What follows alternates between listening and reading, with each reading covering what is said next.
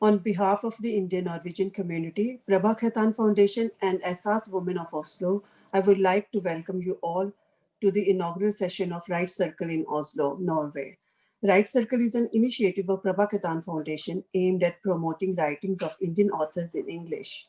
Prabha Khaitan Foundation is a Kolkata-based NGO engaged in various social welfare activities and promotion of Indian culture. We are very proud to associate with Prabha Khaitan Foundation to bring the Right Circus series in Oslo, which started in 2015 in Jaipur, primarily as a session of conversations with a selected author covering her entire range of work as opposed to a book launch or a book reading. Almost from the first session, the series gained immediate acceptance, and now the series has been extended to about 35 cities in India and abroad. It is my honor and privilege to welcome the guest author, Bangalore-based historian Dr. Vikram Sampath, who is the author of 4 acclaimed books. Mr. Sampath was awarded the Sahitya Academy's first Yuva Puraskar in English Literature in 2012 and the ARSC International Award for Excellence in Historical Research in New York for his book on Gauhar Jam. The book has also been adapted to theatre as a play, Gauhar by Lilith Dubey, and is being adapted to a Bollywood film by Ashutosh Govarkar. He was among the 4 writers and artists to be selected as a writer in residence at the Rashtrapati Bhavan in 2015. Vikram has a doctorate in history and music from the University of Queensland, Australia, and is currently a senior research fellow at the Nehru Memorial Museum and Library, New Delhi. He has established the Archive of Indian Music, India's first digital sound archive for vintage recordings, is the director of the Z Group's Earth, a Culture Fest. Our conversationalist for today is Ms. Shubh Rashta, also an author and a noted columnist and TV debater. She is also the founder of The Churn. Before I hand over to our conversationalist, I would like to inform everyone that the session is for 1 hour and the conversation will go on for about 45 minutes, after which we shall be taking questions from the audience. Kindly request you to please type in your questions in the chat box, or you can click the raise your hand icon at the bottom of the screen and we shall unmute you and you can ask your question directly to the author. And now I will hand over to Ms. Shubh Rashta, who will take the conversation forward with our guest author for today. Over to you, Subrashta. Thank you, Arindip and thank you for inviting me to host this really illustrious session, because Vikramji is one of my favorite authors in the new breed of Indian writers in English. I think he's one person who has been doing his research very quietly and churning out very interesting books that have historical and contemporary relevance. So, Vikramji, I welcome you. Thank you. Thank you. Thank you, Shubhraji. At the outset, let me begin by asking you, what interested you in history writing, considering the fact that your professional training is far from humanities? Also, the range of issues that you've picked from your first book to your book on Savarkar now, the series of books that you're really writing on Savarkar now. Please explain your journey to us. Thank you for all the kind words, Shubhrastaji. And it's so nice to meet a good friend like you via Oslo, living in the same country. Thanks to the lockdown, I don't think we've been able to meet each other here. But thanks to Prabha Khaitan Foundation for bringing us together on the online platform. That's a very interesting question. And usually, I define my literary career or journey as being serendipity, a series of very, very happy accidents. And like you mentioned, my initial training till I did my PhD in history was largely in engineering and mathematics and finance and all of that. Worked in the corporate sector. And like I think a lot of young people in India, I think I hated history as a subject in school. Most history classes meant kneeling down outside because I really did not know who succeeded whom and which battle was fought when, which is how, rote learning is what history teaching and learning in India has become. But then there was this, very accidentally, there was this serial in Doordarshan those days called The Sword of Tipu Sultan by Sanjay Khan. And those of you who might have seen it, you'd know that the royal family of Mysore, the Hindu rulers of Mysore called the Vodiyars, who ruled Mysore for 600 long years. They were one of the longest reigning royal houses of India, ruling this part of the country from 1399 to 1947. Now, they were shown in an extremely poor light in this particular serial. And those who remember, the Maharaja was shown like this, obese retard who was dancing along with the court dancer. The Maharani was one of those typical vamps from an Ekta Kapoor serial who's all the time plotting and conniving and so on. So the usual ploy that Tipu Sultan and his father Hyder Ali, who were actually usurpers of the throne of Mysore, who were actually bought by the Maharaja as a slave, later rise up in a series of Machiavellian events to ensure that they overthrow their own benefactor and take over his throne. They had to be highlighted in a great light. So to do that, you had to subdue another person. And on that, there were protests in different parts of Karnataka, because after so many years after the royal family has ceased to exist and after independence, people here still hold that family in a lot of regard and reverence, because it's a very, very progressive royal house, and Karnataka achieved all the economic, social, cultural progress that it did under their benevolent rule. So there was a lot of unrest at that time. And if you remember, even the studio caught fire. Sanjay Khan's face was, I think, badly affected because of that. And people were saying, this is all a curse of the Maharaja. And because you portrayed him in a bad light, there was a curse on you. And so as a boy who was 12 or 13, I think I was deeply intrigued by all of this. And I really wanted to know what was the truth behind this falsehood. And out of what reason, I really have no idea. It was a kind of a junoon, that an obsession that lasted not just for a year or two, but for 10 long years, including as I navigated through my engineering exams and my MBA and all of that. Every vacation meant going to Mysore, collecting information about, meeting members of the royal family, meeting historians, the palace archivists and all of that, and collecting information.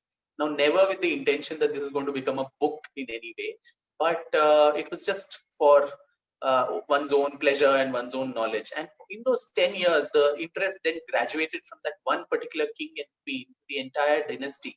And I realized also another malaise, I think, that Indian historiography faces, which is our history is so, Delhi-centric. Large parts of India, the south of India, particularly the northeast of India, these regions don't find mention in our history narrative. So the Vodiyars were also one such casualty, who I think outside of Karnataka, nobody would even know who these people were, despite 600 years that they reigned. Quite similarly, like the Ahom dynasty in Assam, which also ruled for almost the same duration of time. So a lot of people then suggested, why don't you put this all together in the form of a book? That's how my first book, Splendors of Royal Mysore, came about.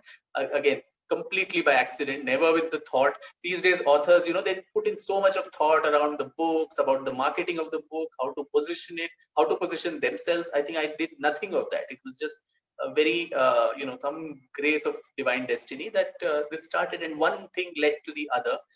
It was while researching on the Mysore book that I came across the name of this wonderful artist called Gauhar Jan, the first artist, the first woman of the Indian subcontinent to record her voice on the gramophone in 1902. But then she died in Mysore as a guest of the Maharaja in 1930. So that one book led to the other, another led to another, and that's how the journey, I think, progressed. Vikramji, of all the 4 books that you've penned by now, I think your latest book on Savarkar is one that is caught up in a lot of controversies. And is it? Okay. It's amusing that you're even asking that question, if it is controversial or not. Yeah. But why does a personality like the Savarkar, with all the legacy that he has, invite so much of polarizing opinions? And interestingly, amidst all the polarization, if one were to read Savarkar, and this is a huge shout out to the book. It goes without saying, one should pick up Vikramji's book, because I think it's one of the very first book that delves into so much of detail on not just his life, but also his writings, and puts it out all in front of us through documentation and through a lot of primary research as to what that man and his life and his work and philosophy was all about.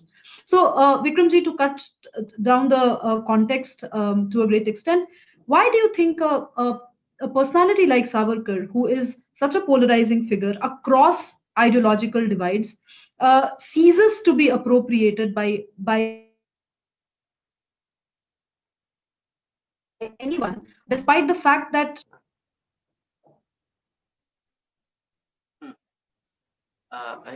I lost a bit of the last bit of the question, but I think I got the gist of what you were saying. That as we've spoken often, I think this is one man who draws such sharp reactions, both from those who are his proponents as well as his opponents. And if there is, I think, any character of our last century and the freedom movement and so on, who becomes an issue, hotly contested, hotly debated issue, even today's contemporary politics, in electoral politics. It becomes part of election manifestos of parties, like the BJP had put it up in Maharashtra last year, that if we win the elections, we will give a Bharat Ratna to him. There is so much of debate and discussion around him. But if a young man or woman in India were to go back and see what is it about this person that I can read and understand what all this hullabaloo is about, they'd be very shocked and amused that the last biography that was written on him was only in the 1960s, when he was still alive, and that was again by an acolyte, Dhananjay Keer. So while it's a commendable effort of putting a lot of facts about his life together, it's largely a hagiographical account which extols him to the skies and praises him as the best thing that could have ever happened to India and so on. But the problem, Shubhrastaji, after independence particularly, there's been one political pariah, an untouchable. I think it's been Savarkar, where people have lost their careers and livelihoods just because they were associated with him. For instance, the famous music composer Hridaynath Mangeshkarji, Lata Mangeshkarji's brother. The entire Mangeshkar family was closely associated with Savarkar, and Savarkar was a great poet in addition to being a politician, an ideologue, a Hindutva ideologue, and all that. And his Marathi poems, Jayostute, Shri Mahan Mangale, Shivaspade, Shubhade, and Sagara, Pran Talmalala, all these immortal poems that he had composed, the Mangeshkars used to tune that, and all the sisters, Lata, Asha, all of them used to sing those. They are still available on YouTube. Hridaynathji used to compose music for this, and Hridaynathji was also working in the All India Radio. Now, just because he was associated with Savarkar, he actually lost his job from All India Radio. So much for intolerance being on the rise in India these days, as we are often told. This is the level of intolerance that has always been there, where a person has become such a persona non grata that even discussion about him is anathema. And anybody by association, long association with him, was also treated as an untouchable.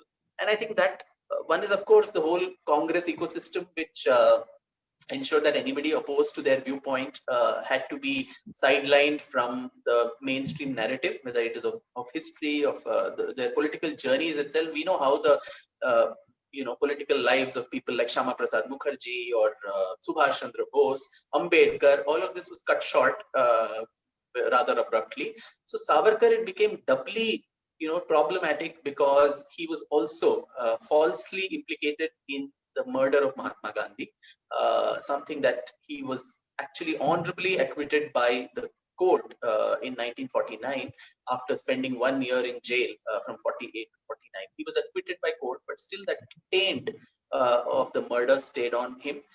In fact, Sardar Patel writes in a letter to Shama Prasad Mukherjee that he may have, in terms of legally, he may have come out of it, but the moral, albatross of it will always hang on his neck. And so that became a very good beating point to bash him up till he died in 1966. And also any discussion around him was also considered inappropriate. more so because here was a man who was the one who popularized the entire concept of Hindutva, a concept of a political, response of the Hindu community to the raging wars of political Islam, which were there in India then, which led to the vivisection of this country, which led to a lot of trouble. So, but then always, like now, anybody who articulates or speaks the cause of the Hindu community gets dubbed as communal. So Savarkar, his Hindu Mahasabha that he led, all of that was sidelined, and he particularly became the object of ire.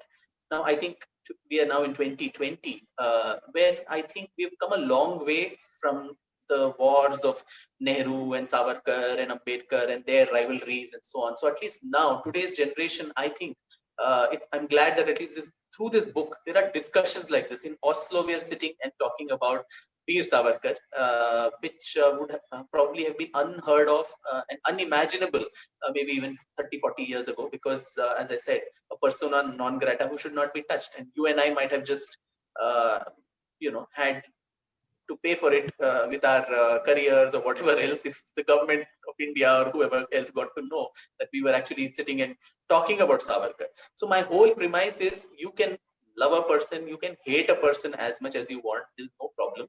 But I think at least there should be that openness to talk about that person. There should not be the fear in the mind, where the mind is without fear, as Tagore had said, that at least without that fear, you sit and debate and discuss that person. There are some aspects of the person you don't like, some aspects of the person you really appreciate. There should be, I think that's the hallmark of a liberal democracy, where opposing viewpoints get platformed enough to be discussed. And that was something that was missing in India for so long. And I'm glad that in intolerant India today, at least that change has come about, where we are talking about these so-called, subaltern voices of our freedom struggle, which have never been heard before.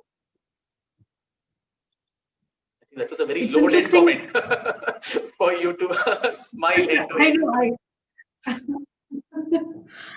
I know that comment about subaltern voices being given their rightful share today. I'm sure it's going to raise a lot of eyebrows. But one thing which I fail to understand is that a figure like Bhagat Singh or a figure like Mahatma Gandhi, while Mahatma Gandhi was actively liaising with the British, actively working with them to gain independence in India, and Bhagat Singh was openly rebelling against the British rule to gain, independence, and they had their own separate ways.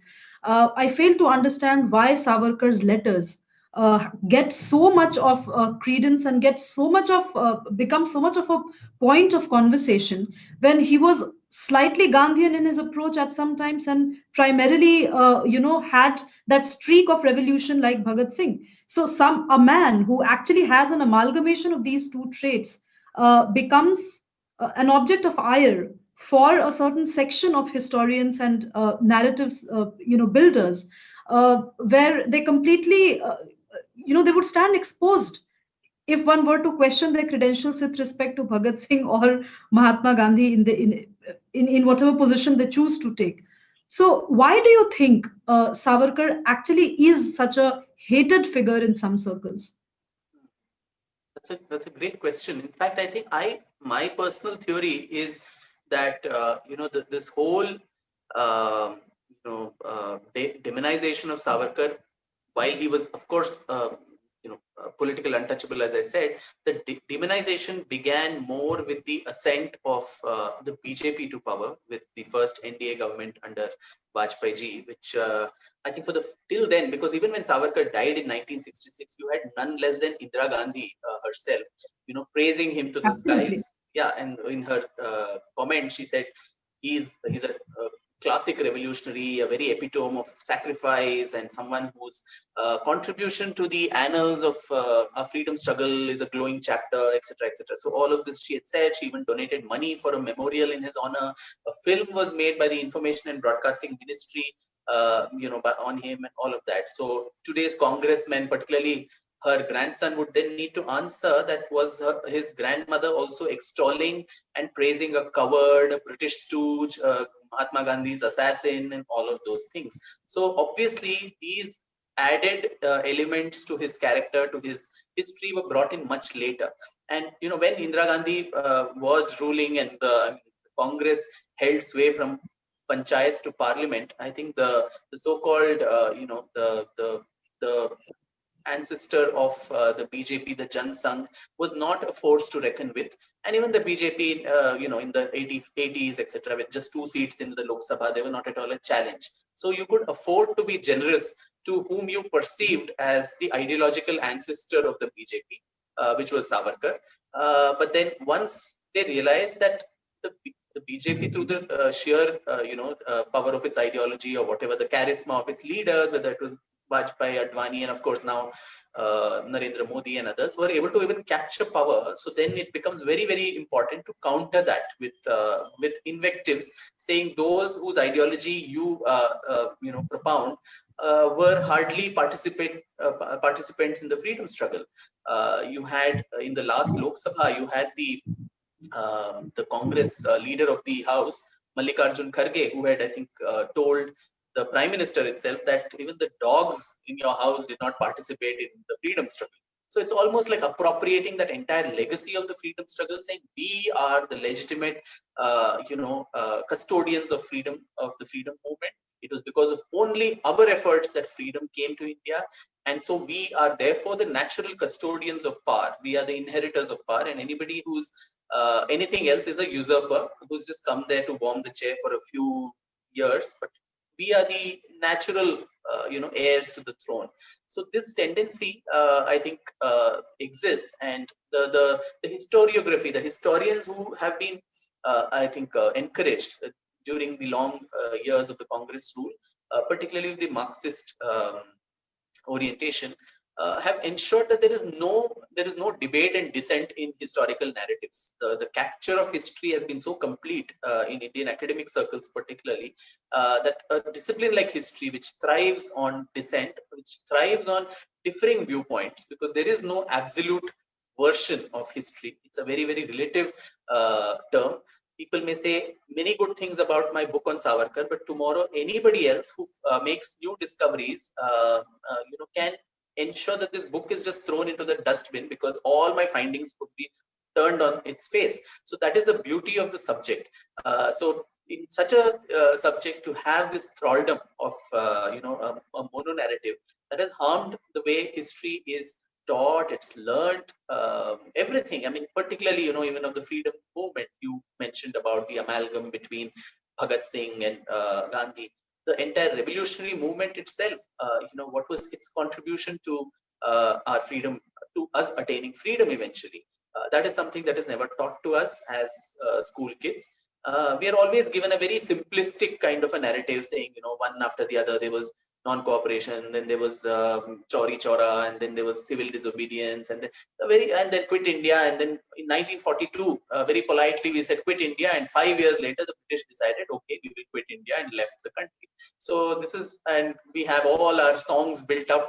I mean, it's the myth making is great. It's a part. We are a land of hero worshippers, so we do need heroes to look up to. So Sabarmati ke sant tune kar diya kamal, de di hame azadi bina khadg bina bhal, which is nice for a film song, but the historical accuracy of that statement, whether we as a nation, we as a society, have we questioned that?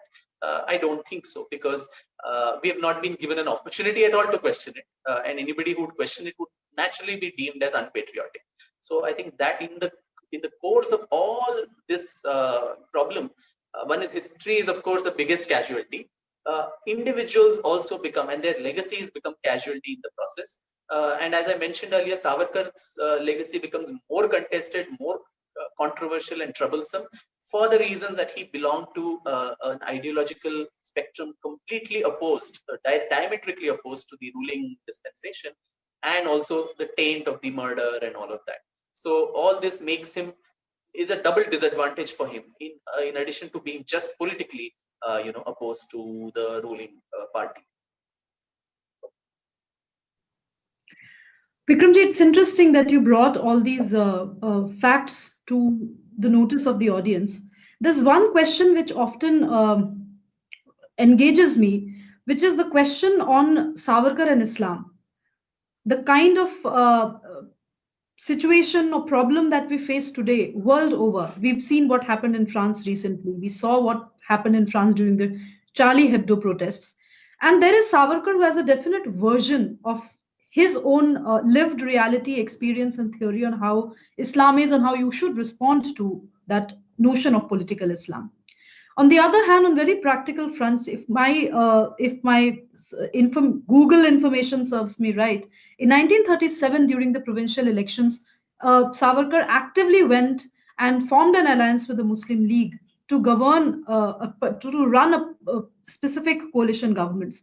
It is interesting because these facts are never brought out by, and I don't think Prabha Khaitan Foundation would have a problem in me mentioning certain portals here, but the scrolls and the wires of the world completely forget that this fact that Savarkar had definite view on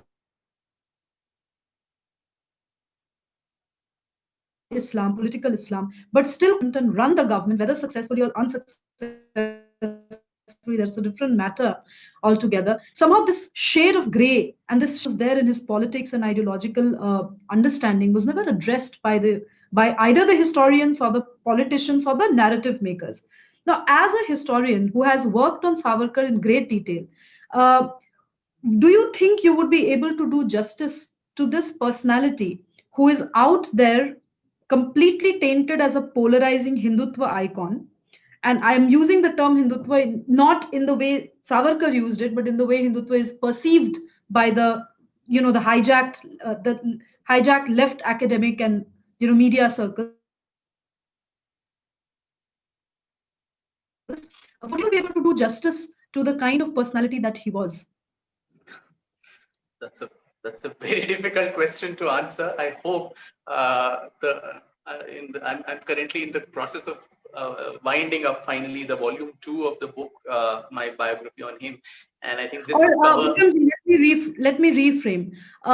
Tell us these anecdotes from your research that you've done by far, whether published or unpublished, or maybe you would want to bring it out in another volume. What are these different shades of differences in Savarkar's own views, which make him look like this extremely broad-minded, extremely conflicted yet clear personality? He had a view on Islam. Nobody can deny that. There are sections which might read problematic today. But at the end of the day, here was a man who went on to form coalition governments with the Muslim League, despite his views on Islam and despite the fact that that party is particularly based on assertion of Muslim identity and preaching views, definite views on Islam. Yeah. No, he was a fascinating, bundle of so many contradictions, and his views on Islam, particularly. I think to a large extent, they're very misunderstood, because I would also go by the official version of what he, as the president of the party that he led for 6 years, the Hindu Mahasabha, which was the only authoritative voice of the Hindu community in the political spectrum, so to say. Used to say, because he said, my idea of this whole Hindu Rashtra, which is so problematic for people, is one where nobody is it's secular in the true sense of the term, where everybody is equal in the eyes of the law. The majority community doesn't get any extra privileges because they are more in number, and vice versa, the minority doesn't get any extra concessions because they are a minority. And he in fact goes on to say that I would like to remove even a ghost of suspicion that exists in the minds of our non-Hindu brethren, that if there is any attempt to impinge on the religious, cultural, or linguistic rights of the minorities, then the state would ensure that this is removed and everybody gets that freedom. But then keep your religion to your house. Don't bring it into the public place. Don't bring it into politics, which is what I think Mahatma Gandhi did with the launch of the Khilafat agitation way back in 1990. So here was a person, and he also said that the state can go ahead and subsidize madrasas, it could give money for all these Hajj yatras and all of those, but whatever money you give to a community should be directly proportional to the amount of tax that community pays to the national exchequer. So if you are of utility to the country, then you get something back in return, not if you're a liability. And then time and time again, when he was always equated with Jinnah, he would say that, look, I have nothing against, and this whole thing that he was the proponent of the two-nation theory. He would say, yes, there are two nations, as long as there is a particular section among the largest minority community of India, which looks at a pan, national, universal brotherhood, the Ummah, which is what I think you allured to with France and all of that. So where anything happens in any part of the world, the reaction, the allegiance, all of that becomes problematic. As long as that exists, then there will be these two nations where your primary loyalty is not towards the country where you live, but to something else which is largely theological and faith-based. And so in such a case, there will be two nations. But if that emotional integration is achieved, then those two nations do not exist. And I have nothing against the community per se. It's something that he's repeated time and time again. And these were not just his views. I mean, even the views of someone like Dr. Babasaheb Ambedkar has probably said more vituperative things against political Islam and how it is very incompatible with a modern democracy for this very reason, that it divides the whole world into a Darul Islam and a Darul Harb, where there's a constant conflict to Islamize a non-Muslim state. So these discussions are never brought out, and the calumny, the weight of the calumny rests always on one particular individual. So I think that needs to be understood. And yeah, that's the example you brought out was is indeed one of the many contradictions that he labored to shrug off all his life. It started not with the Muslim League initially. It was like the Muslim League was just one of the many Muslim parties that were there in India, trying to assert itself as the only authoritative voice for Muslims across India, whereas they were largely, a group not even in the Northwest Frontier province or what became Pakistan. It was largely UP, Deoband, and that whole group there. So in Bengal, you had the Krishak Praja Party, which was led by Fazlul Haq. In the Northwest Frontier province and Sindh and Punjab, there you had the Unionist Party, which was led by Sikandar Hayat Khan. So the Hindu Mahasabha's idea was, let us cut down, let us not give the Muslim League the primacy of being the only political party, which is the voice of the Muslims of India. Let us ally, dushman ka dushman dost. So anybody who's your enemy's enemy becomes your friend. So we will split the Muslim vote into the rivals. We will form coalitions with Unionist Party in Bengal, the Krishak Praja Party in Bengal, where Shama Prasad Mukherjee joined the Bengal ministry under Fazlul Haq, then with Sikandar Hayat Khan. And then briefly, they also formed this coalition government in Sindh and so on with the Muslim League. There again, there was always a nice justification. And you know how politicians are. They will justify everything, right? I mean, you come from Bihar, where we've had Nitish Kumar allying with RJD also and with the BJP also. And they have a justification for both on some very high ideological, reason. Whereas all that is numerical arithmetic, and they had to get seats to sit in power.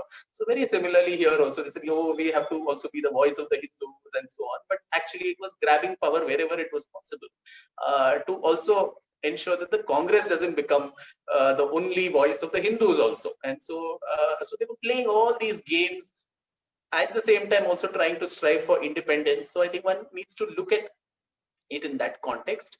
And in politics, everything is par for the course, where even the Shiv Sena will join with the NCP and Congress. So the Hindu Mahasabha joining hands with the Muslim League doesn't seem to be very much. I think the legacy continues even to this day. So I would see it that way rather than see it as an exception. Yeah, interesting that you mentioned Bihar, because here the charge was that AIMIM was working with the BJP to they possibly could be. I mean, everything is possible in politics. So, Vikramji, the other question which constantly engages me is the question on meat-eating cow Savarkar and the modern Indian right wing. Where do you see the dichotomy? And it is interesting for me because despite the fact that Savarkar, that there is this project Savarkar where a lot of appropriation is happening, but suddenly interestingly, this is a part of his life and of his philosophy and theory where nobody seems to see eye to eye. So it's very quietly brushed under the carpet, just as the Congress and the Congress ecosystem tried to brush Savarkar's role in the Indian freedom movement under the carpet. So there is whataboutery and there is a lot of primming down of the discourse on both the ideological sides. So please, I think the audience should know of Savarkar's views on animals, cows especially, beef, meat eating, how he maybe had a problem with Mahatma Gandhi being vegetarian. Please talk about these really Yeah. interesting bits. Food and politics. Oh my Food God, and that's good. politics in Savarkar's Food life. and politics. Yeah, that's a good one, because yeah, I think the first meeting that Mahatma Gandhi and Savarkar had were when they were young men in London, and Savarkar was there in London for 5 years as a student in Gray's Inn studying law and staying at the India House, and Gandhi was in South Africa. He had come to London, and both of them meet there, and both they know about the political activities of one another. And Gandhi, writes that he was so shocked to see this Chitpavan Brahmin from Maharashtra standing in the kitchen and cooking prawns. And then he asks him to partake of the meal, and Gandhi says, "Oh no, I'm a vegetarian, so I'm not going to eat this." And Savarkar admonishes him, saying, "This is only boiled fish. Why can't you eat it? I mean, we want to create young men who can bite the British alive and eat them up. And you're not even willing to eat this. And if we can't eat together, how can we work together?" So obviously, this was not the best of first meetings for two men, and the ideological differences between them continued all their lives, and that's a story in itself. But then Savarkar, as also a social reformer, is something that we are never told about, because normally, Hindutva associated with regressive thoughts on, caste system and Manusmriti and all these kind of things is what we are told of. But here was also a man who in the 1920s, heralded a social reform project in Maharashtra, which looked at intercaste marriage, intercaste dining, where people in the Brahmin community itself in Maharashtra, the Deshasthas and the Konkanasthas or the Chitpavans, they would not sit together and eat, they would not intermarry. Whereas here you had a Bhangi, a Chamar, Mahar, the Maratha, all of them, a first cafe that was formed for all of them to sit together and eat, which was a big thing then. The first temple where people of all communities could enter, the Patit Pavan Mandir in 1931 in Ratnagiri in Maharashtra. All of this was something that he had championed. The schools where children of the so-called untouchables could also sit and study with the upper caste children. And for all of this, he faced a lot of social backlash from his contemporaries, the Orthodox Hindus also, who did not appreciate his views so much. In fact, we don't even make the distinction in Hindutva and say everybody was the same. The RSS and he was never a part of the RSS. He was always a part of the Hindu Mahasabha. And the RSS, which then comprised largely of Orthodox upper caste Brahmins, did not approve of many of Savarkar's, very, very far-reaching progressive steps, which even now would be difficult in different parts of India. And particularly his views on something, as you mentioned, the cow, where he said that I do not consider the cow as a divine being at all. An animal which sits in its own excreta, to elevate it to the whole status of a goddess is something I don't approve. You may worship it if you want, but do it in your house. Don't bring it into the political discourse. And he constantly said, protect the cow. Even Krishna was called Gopala, someone who protected the cow, who used the utility of the cow like America does in animal husbandry, in agriculture and all of that, to improve your milk production and all that, but don't come to the level of worshipping her. And you become the god you worship. So if you worship the cow, you will also be as docile as her. And if the Hindutva's God should be Narasimha, which attacks your enemy and all these kind of things. So these were very revolutionary thoughts, which today, if you go and say all this in different parts of India, I'm sure you will get lynched. So for him to say all this in 1930s, we can realize why he was so unpopular. So that was also one reason why he never got this mass base that Mahatma Gandhi managed, because Gandhi never understood the pulse of the people. he knew how much India and Indians could take in terms of reforms. It had to be step by step. It had to be piecemeal. It can't be so much that you're shaking up the entire system and trying to recreate one. You can't be a man in a hurry when it comes to social reforms. It has to come bottom up, and there has to be acceptance from society. And I think that is one thing Savarkar never understood. So his views on all of this, and the constant tug of war between him, the Mahasabha, and the RSS. In fact, Savarkar famously said, and it's quoted, these days it's not, it's put under the carpet by the same, Hindu right that you talked about, where he's famously or infamously said to have said, on an RSS worker's epitaph, there would be only 3 lines. He was born, he joined the RSS, he died. That means that he has no other achievement in his whole life to speak about other than his birth and death and just being a part of this organization. That was his derision for this movement, only because, again, driven by personal animosity between him and Golwalkar, Guru Golwalkar, because he wanted the RSS to be a handmaiden who went along with him for all his election campaigns and became the Boy Scouts, which the RSS refused to do. And so the divide, though they were both, Hindutva oriented, they never saw eye to eye. In fact, the RSS, the 1946 elections ensured the victory of the Congress in different parts of India. And Hindu Mahasabha was wiped out from the slate of the country in 1946. They didn't even win 1 seat.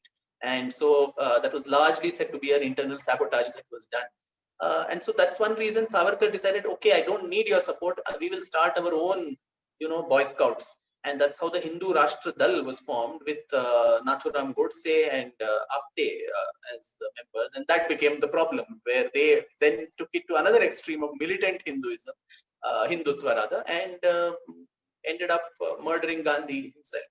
And so, so there are, when we talk of Hindutva too, the nuance that needs to exist, I think we don't understand that. And how, of course, as much as I do, that the Hindu right particularly can never see eye to eye among its various groups, and everybody is so distrustful of the other. But it was also, that also had a history where 2 organizations could not come together, the RSS and the Hindu Mahasabha, Savarkar and Golwalkar. Within the Hindu Mahasabha itself, so much of intra-party troubles with Shama Prasad Mukherjee and Savarkar having differences of opinion all the time. There was a faction trying to, like you had the Advani Vajpayee, faction that was spoken about. There's always this tussle even within the Hindu Mahasabha. So that sort of trouble where there's no unification also hurt them and the cause, I think, to a large extent. Vikramji, in contemporary India, do you see a figure as polarizing as Savarkar today? You really want me to answer that? And Yes, I do. Well, I think the Prime Minister of India also draws similar kind of reactions, where I think there is no balance when it comes to assessing him. Of course, it's a legacy that is work in progress still, and going by the way of politics in India, it might be for a long time. But then even the journey so far, either it is an extreme hagiography and extolling that the king can do no wrong, or the other extreme where everything that he does is wrong, including a simple step that he takes anywhere, it will be hotly debated, contested.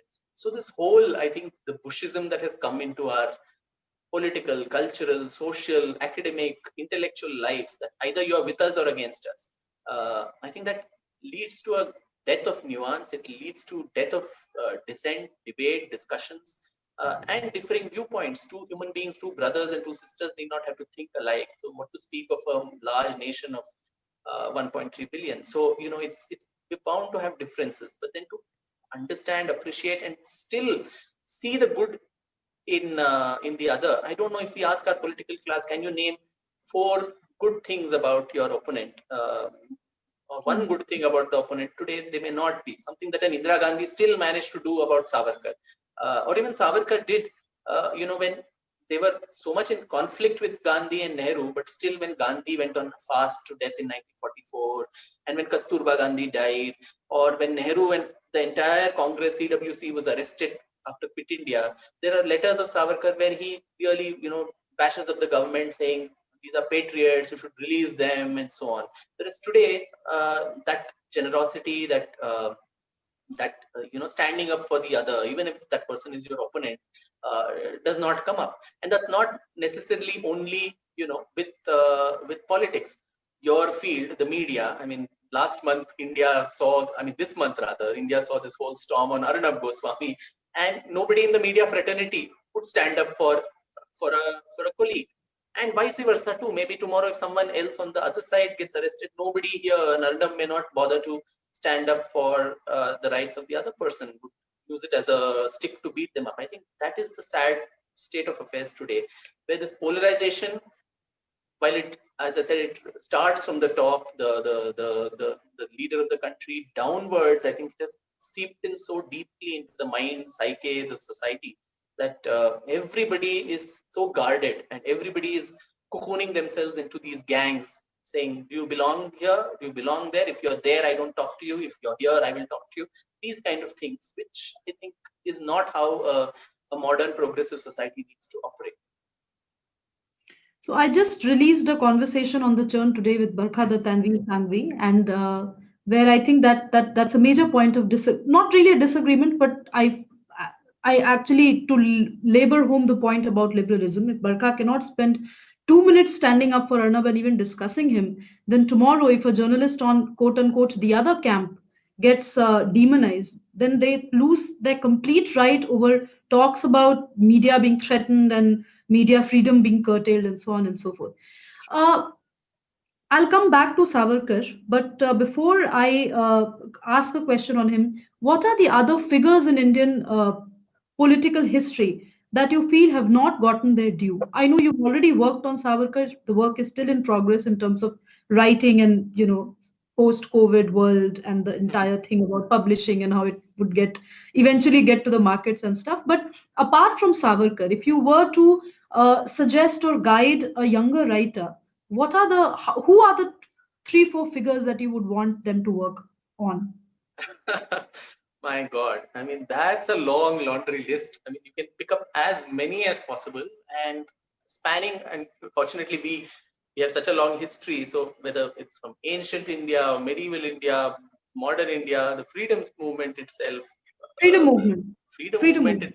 Yeah. So, the tale of the revolutionary struggle is something that is dying to be told. And I think my good friend Sanjeev Sanyal has been working on that, and hopefully he'll come out with a complete tale from 1857, the first war of independence, to the 1946 naval mutiny, which is what brought us our freedom. An unending chain of revolutionary movement, and leaders whom we have not even been told about in our history textbooks. So there are lots and lots of people like that. An unbiased assessment of the life, the contribution of an Ambedkar, of a Periyar, of people like this is so impossible today in India, because they've again been appropriated by politics, by caste groups. I see a lot of parallels, maybe since they came from the same state, Maharashtra, both Ambedkar and Savarkar, their views on Islam, their views on caste reforms and all of that. But then, and both of them did not oppose did not oppose the British during the Quit India movement.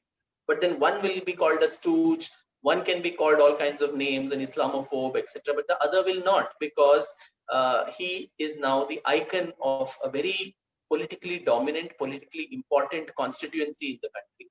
And parties, academics, commentators would risk their lives, trying to portray them. In fact, I'm putting my life further at risk after this Savarkar book, where signed a 3-book deal with Penguin, 2 of which are biographies that are landmines in the Indian context. One is on Chhatrapati Shivaji, and the other is on Tipu Sultan. Now, both for the good and the bad. Shivaji, again, appropriated. You have an entire political party in its name. Everything in Maharashtra, in Mumbai, is on his name. But then so many aspects of his legacy cannot be discussed freely today. You had Joseph Lane, who wrote a book, and the entire Bhandarkar Institute in Pune was set to fire or attacked. So, similarly, Tipu Sultan is appropriated by Congress politicians in my state, where his birthday is celebrated, whereas he was also a bigot, a tyrant who created a lot of social unrest and killed people, conversions, destroyed temples, churches. But still, for contemporary politics, you pick these people up. So I think it becomes a huge challenge for a historian today to be able to, because there's no safe subject. Everybody somewhere has been appropriated by somebody or the other, and then you then get into trouble dissecting their lives. So probably the best thing then is to write about, say, artists and so on, who are non-controversial, who don't, like I wrote about Gauhar Jan. But trust me, even that, I mean, I thought Gauhar Jan would be a very, very easy topic to deal with. I had a few instances where even there was one mention where I had some evidence which said she and her mother, Badi Malka Jan, they were tawaifs, courtesans. And so they also donated, very generously, because they had so much wealth. So they gave to the Nakhoda Mosque in Calcutta. There was some reference, and I put that in the book. And then suddenly, someday, there was a email. I get a long, lengthy email from some Islamic cleric who says, if this is true, you have to prove it, because this money that comes from a tawaif is haram in Islam. And so if the Nakhoda Mosque has actually accepted it, then that whole edifice becomes napak. It's impure. And so all of the people who are going there and offering prayers, they all become impure. And so this mosque will have to be demolished then. So I was really, I didn't want to be the cause of Babri Masjid repeat part 2, just because 100 years before, a poor lady had actually, not poor lady, a rich lady had given some money to this mosque. So this problem becomes, that way. What do you say? How do you say? How do people react? And, we see that all the time. I mean, by books, I mean, even historical films always run into the risk. Of course, it's done with the film PR and marketing connivance and that apart. So it's a Padmavati, it's a Bajirao, Mastani, all these things run into problems where there are groups who appropriate that. Rajput sentiments are heard, somewhere Muslim sentiments are heard, somewhere Maratha sentiment. So you don't know what this sentiment business is. How can a group of people suddenly start feeling similarly? And without seeing the film, without reading the book, it's a little problematic. So I think that's one reason there aren't too many historians, at least younger people, who take to it, because it's a landmine at every step. You don't know what blows up on your face, and that might be the last breath you will take. So, so it's how the occupational hazard that we live in. Vikramji, there's a question from Sarita ji, who is a part of this discussion. She says that she wants to know how it is possible to educate more people in India on such valuable topics, considering that there is a dearth of this information like this, and also that large part of Indians are still uneducated. I want to club this with a question which I had in mind on Savarkar. When you were researching on Savarkar, his poetic personality also gets reflected in many passages that you've written in the book. As a student of literature, what fascinates me is the fact that how can a revolutionary be a poet? How can an activist continue to be a poet? And more importantly, how can a politician be a poet? You can be an activist, revolutionary, still have those Marxist inclinations and write poetry. But for a politician to reflect on that, and please answer Sarita ji's question, which is futuristic and really important as to a generation about such invaluable lessons. Correct.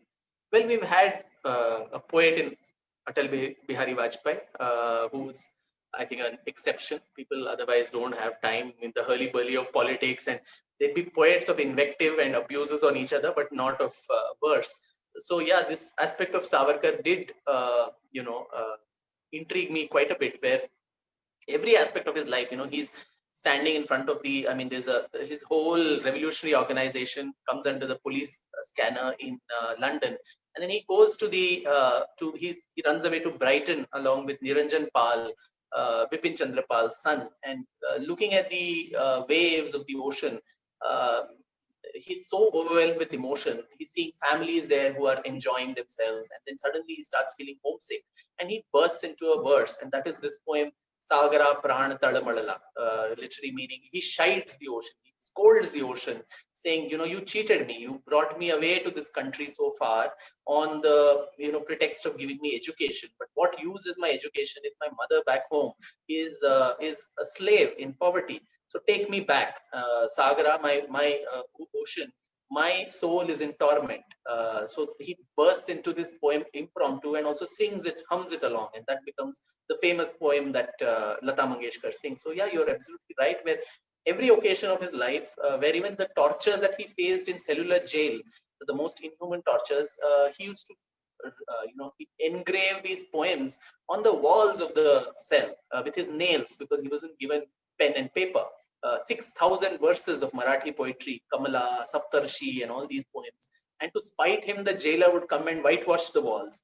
And this man had committed all of those, verses to his head. And so he came out of jail and got them published. And that's how these poems survive. And they become milestones in Marathi literature, in the annals of Marathi literature. So there are so many aspects about a person which beyond the rhetoric, beyond the normal, we really don't know. And I think that holistic view of a person needs to be seen. Not only a poet, he was also a playwright, he was a commentator, a journalist, a powerful orator. So a man of many multiple hats that he wore was Savarkar. Now to Saritaji's question, I think that's a very valid one. So how do we educate? And so that becomes the problem, particularly in a country where, as you said, the rates of illiteracy being what it is, but at the same time, even our history books, particularly if I deal with history, we've not bothered, rewriting, correcting different facts of history. Whatever the colonial masters left behind, that was perpetrated later, and that was probably made worse in the years after independence. So the ideological tilt that I mentioned about, which ensures that students in India would all probably, many of them would grow up like me, hating history while in school, and just getting to know, was it Jahangir who came before, or was it Akbar, or which year, which war? The irrelevant details which make no sense to anybody. So it's a huge challenge, and unless the government, I think, of whichever dispensation wakes up and ensures that our history is corrected, because George Orwell had said, "He who controls the past controls the present, and in fact the future too." So I think history is very important to know, to understand, so that the mistakes of the past are not repeated.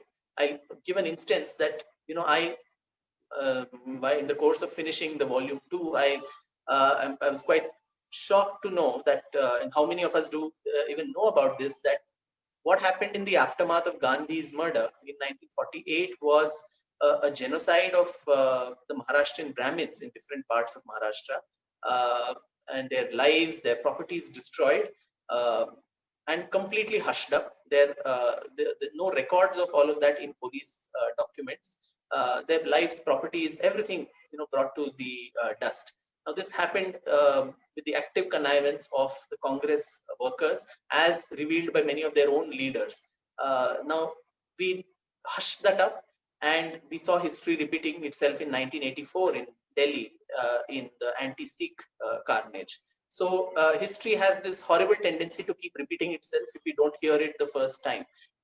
So I think the time has come, and if governments are not doing it, I think it should be left to civil society like us to ensure there are more such forums, there are more discussions. There needs to be that openness of talking about the uncomfortable incidents of the past. As a society with so much diversity, it is bound to that Indian society would have ruptures, would have troubles, would have friction. The idea is to acknowledge that. The idea is to heal those wounds and to move on, rather than whitewash them, put it under the carpet, saying all this never happened at all, because that's a double insult to the victim, where you don't even acknowledge that the crime happened in the first place. So I think that is what we need to do. Have a more open society, And of course, the ultimate thing is through education, through the education system. So put pressure on the government, put pressure on non-government organizations to ensure that the closer to true history of India can be written, free from ideological tilts of any kind. Thank you, Vikramji. I think on that note, I would want to hand over this session to Prabha Khaitan Foundation again. I hope we've managed to touch most aspects of history writing and the kind of work that Vikramji has done by far. Once again, Vikramji, I wish you all the best in all your literary and historical endeavors. I really hope that you continue to write, and hopefully your book should be out soon. We're really looking forward to that. Thank you, Shubhra. Thank you very much.